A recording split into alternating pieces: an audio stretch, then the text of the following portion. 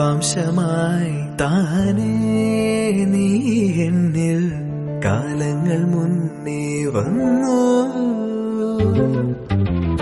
ആത്മാവിനുള്ളിൽ ഈറൻ തൂമഞ്ഞായി തോരാതെ പെയ്തു നീയേ.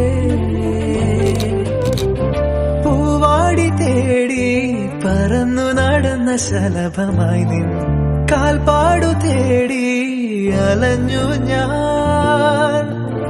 ആരാരും കാണാ മനസ്സിൻ ചിറകിലൊളിച്ച മോഹം പൊൻപീലിയായി വളർന്നീതാ.